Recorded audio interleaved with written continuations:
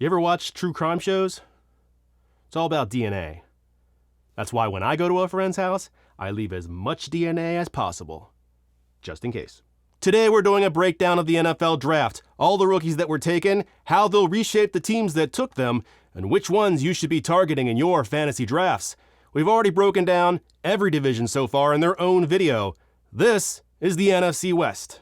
Welcome to Shutout Football. I'm Jeff Stoltzfus, that's Kevin, and I am in the middle of the world's slowest slow draft. I'm not kidding, it's been 6 days.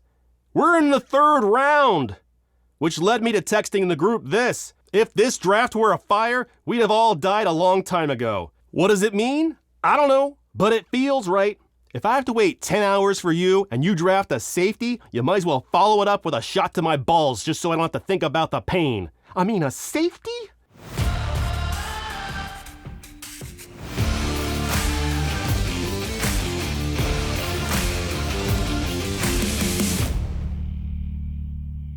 What's Phoenix like? I bet it's a real hellhole, isn't it? It's nice? No, I'm still not going. Arizona Cardinals. The Cardinals maybe needed a wide receiver, so in the 3rd round they took Michael Wilson out of Stanford. He's 6'1", 216 pounds, and runs a 4.58. The wide receiver depth chart is DeAndre Hopkins, Marquise Brown, Rondale Moore, and Greg Dortch. Hopkins is 31 years old, and he's rumored to want out, and also to not want out. So they could cut him, they could trade him, he could play all year. We really don't know. I'm just going to talk about the rest of this as though he's still there. Marquise Brown is at the end of his rookie deal. Don't forget he was traded from the Ravens. Rondale Moore is still on his rookie deal. He's got 2 more years left. And Greg Dortch is on a 1-year mercenary deal. Now only Rondale Moore is guaranteed to be here next year. I like Michael Wilson. He's got good burst, good change of direction, good body control. He doesn't go down easy. Unfortunately, there was little college production, mostly due to injuries, and there's an overall lack of speed. I don't see much work for him in his rookie year, but I do think that eventually he could be a wide receiver too here. He's currently being mocked about the top of the 3rd round in a 12-team rookie draft, which sounds about right. You'd be choosing him right before Tyler Scott and A.T. Perry, guys who are bigger and faster, but maybe less likely to become a wide receiver too. You'd also be choosing between him and Luke Schoonmaker, the tight end, which honestly might warrant consideration. I think I would take Schoonmaker before him. He's got more athleticism, and I like his situation better. They also maybe need a quarterback. In the 5th round, they grabbed Clayton Tune out of Houston. He's 6'3", 220 pounds. He had over 7,500 yards and 70 touchdowns in the last 2 years of college. The quarterback depth is Kyler Murray and Colt McCoy. Now, Kyler Murray is injured currently, although he's on his way back. There's also questions about him as the quarterback right now, which I don't completely understand, but people keep talking about a possible trade.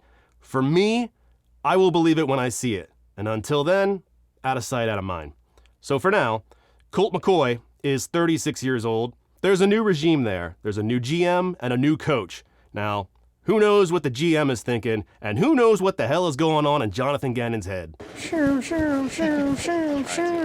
Shots, explosives. So the NFL is extremely reactive, and I think that right now everyone's looking for the next Brock Purdy, which I think is completely foolish to chase in fantasy football.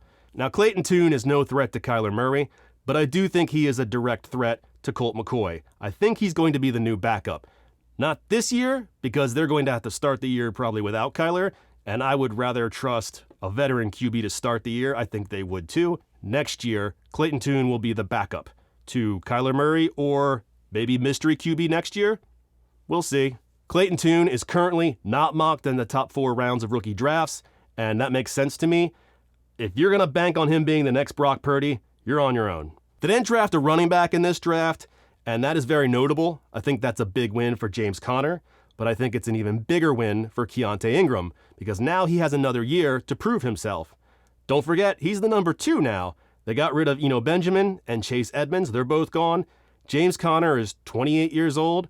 I think now would be the very sneaky time to trade for Keontae Ingram. Here's their list of undrafted free agents. The only one I found interesting was Emari Demarcado out of TCU. He's 5'10", 215 pounds, and he runs a 4.49. He played behind Keandre Miller at TCU. He's got speed, he's physical, he's a good pass catcher. His competition in this backfield is Corey Clement and Tyson Williams, and he profiles similar to both of them. Both of them were UDFAs, and Clement is already 28. Los Angeles Rams. In the 4th round, the Rams took quarterback Stetson Bennett out of Georgia. He's 5'11", 192 pounds. In the last 2 years, he had almost 7,000 yards and 56 touchdowns. Some people say he's too small, but he's bigger than Bryce Young, or that he's too old, but he's the same age as Hendon Hooker, 25. The depth chart here is Matthew Stafford and Brett Rypien. Stafford is 35 years old, and it just makes sense. You want to treat this quarterback's room like a for-profit orphanage and fill it with fresh young bodies. He's currently on a 4-year deal with an out after 3 years, but he's not going anywhere. Rypien is 26 years old. He's currently on a 1-year deal playing for peanuts. My only concerns here are really the same as the ones with Clayton Tune. He's probably never going to be the starter. I do think Stetson Bennett has a slightly better chance of getting on the field than Clayton Tune. He is going to be the backup to an entrenched QB, but I'm hoping that people who watch this show don't have to take pot shots on late round QBs. He's currently being mocked about the top of the 5th round, where you would be choosing between him or wide receivers like Charlie Jones or Trey Palmer. In the 5th round, they took tight end Davis Allen out of Clemson. He's 6'6", 245 pounds. The depth chart is Tyler Bigbie, Bryson Hopkins, and Hunter Long. Bigbie is 30 years old. He just signed a 4-year deal. Hopkins is 26 years old, and he's on the last year of his rookie deal. Hunter Long is 23 years old. He's on the 3rd year of his rookie deal, and they traded for him with the Dolphins. What I don't like here for Allen is the draft capital, the path on the depth chart. I don't like his metrics, and I would rather have Higbee in the short term and Long in the long term. Is Davis Allen here to replace Bryson Hopkins? I mean, what's that worth in fantasy? He's not currently being mocked anywhere, and you don't want him. In the 5th round, they took wide receiver Puka Nacua out of BYU. He's 6'2", 190 pounds, and runs a 4.62. He was semi-productive in college. He had over 1,600 yards and 16 touchdowns. The current depth chart is Cooper Kupp, Van Jefferson, Ben Skowronek, and Tutu Atwell. There is space in this wide receiver room. Now, I do have major concerns. I don't like his metrics. I think that the draft capital is kind of borderline, and I don't understand why people are so into him. I don't have any expectations for Puka Nacua. I really see nothing that would suggest they won't just draft another wide receiver next year and that he could disappear on this depth chart. It's happened before with Tutu Atwell and Van Jefferson. People really seem to like Puka, though. The odd thing is, his tape is better than his metrics. He's somehow faster with the ball, and I can't really explain that. So, I am being talked into Puka Nacua a little bit here. Currently, he's being mocked about the back of the 4th round. You would have to choose between him, Tucker Kraft, or maybe Xavier Hutchinson. For me, that's a no-brainer. I'm going Tucker Kraft because I love Tucker Kraft. I also do like Xavier Hutchinson, but I think at this point I would probably take Puka over Hutch. And the reasoning would be the draft capital is better with Puka, the wide receiver room is more open, there's a good quality vet QB there, and a good coach. You could see early returns with Puka versus Hutchinson, and that's a gamble that I'm willing to take in later rounds. Nacua is worth stashing on your roster, especially late. In the 6th round, they took running back Zach Evans out of Mississippi. He's 5'11", 208 pounds, and runs a 4.56. The current depth chart is Cam Akers and Kyren Williams. Now, Akers has been falling in and out of favor with the staff, and this is the last year of his rookie deal.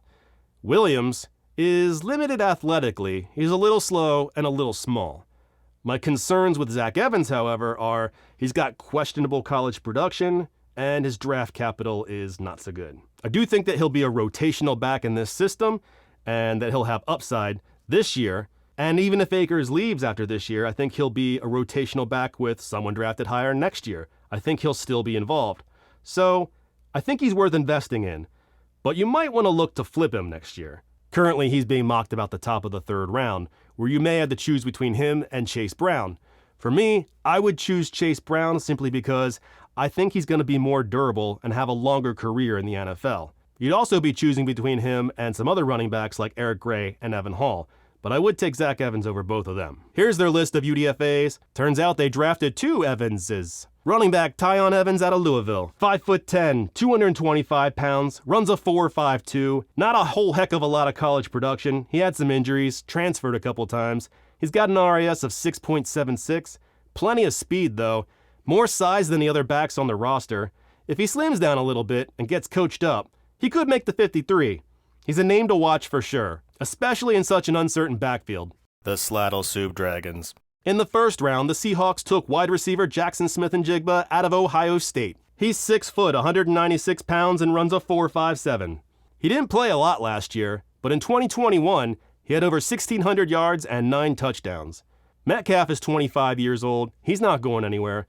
Lockett is 30, but he's on a 4-year deal. I don't think he's going anywhere either, and I think there's still plenty of room for JSN. I have zero concerns with him. He's currently being mocked about the top of the first round. He's usually the first wide receiver off the board. Don't overthink it. Just take him. In the second round, they stunned everyone when they took running back Zach Charbonnet out of UCLA, causing many a fantasy stand to collectively smack their foreheads. He's 6 foot, 214 pounds, and runs a 4.53. In his last 2 years of college, he had 1,000 yards rushing and double-digit touchdowns. The depth chart here is unfortunately Kenneth Walker III, DJ Dallas, and Kenny McIntosh. Now, I have no concerns with Zach Charbonnet, just questions. Like, who's going to get the passing work? And what's the split? I think Charbonnet is going to be heavily involved from the start. He's not Walker Insurance. He's not depth. I think he has standalone value, as does Walker.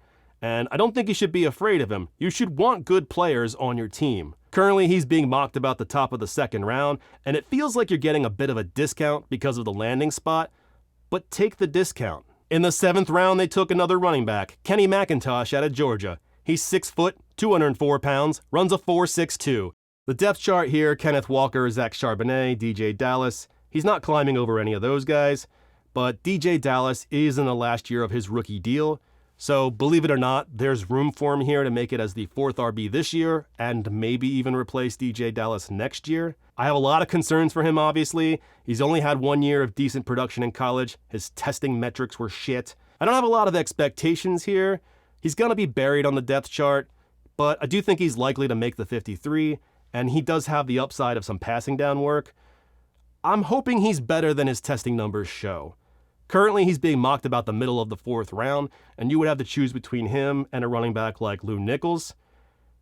McIntosh could have some passing upside that the others down at that low price point don't have. He might be worth stashing. Here's their list of UDFAs. Nobody really stood out to me. San Francisco 49ers. In the 3rd round, the Niners invested in tight end Cameron Latu out of Alabama. He's 6'4", 242 pounds. The depth chart here is George Kittle, Charlie Werner, and Ross Dwelley. Kittle's 29 years old. He's got 4 more years left on his current contract. Werner is 25 years old. He's on the last year of his rookie deal. And Dwelley is 28 years old. He's only on a 1-year deal. My concerns with Latu are his metrics. I don't really find them that impressive. And his tape was good, but nothing particularly amazing. I don't think he's the Kittle successor, but I do think he's the new secondary target. He will get some work. Warner and or Dwelley are gone in the next year, so he'll slide right in. I don't think he has the upside of a tight end 1, and he's currently not being mocked anywhere in the top 4 rounds of a mock draft, which feels right to me. In the 7th round, they took another tight end with Brayden Willis out of Oklahoma. He's 6'4", 241 pounds. His metrics are a little better. He doesn't have a ton of college production. The draft capital is nothing. And I think the depth chart is just too full for him right now. However, I don't see a ton of difference in the ability between Brayden Willis and Cameron Latu. I like Willis. Currently, he's not being mocked anywhere, and you're not drafting him. He's probably going to end up on the practice squad. But I do think that you should put him on your watch list, because I could see him coming back next year and making the 53, and maybe even being relevant down the road. In the 7th round, they took wide receiver Ronnie Bell out of Michigan. 6 foot, 191 pounds, runs a 4.54. There's just too much on this depth chart and too little draft capital here. Nothing in his metrics or his tape stood out to me. He is not fantasy relevant. Here's their list of undrafted free agents. I liked running back Khalan Laborn out of Marshall. He's 5'9", 204 pounds, runs a 4.57. He's got an RAS of 8.47. I like his lateral quickness, and he's really aggressive for his size. Unfortunately, there's too much in front of him to break the 53. I think he also goes to the practice squad. And that's the West. If you haven't already, please go check out the other divisions as well. Like, subscribe, say hi to your mom for me, and we'll catch you next time. Peace! Check the mic and make sure it sound right, boys.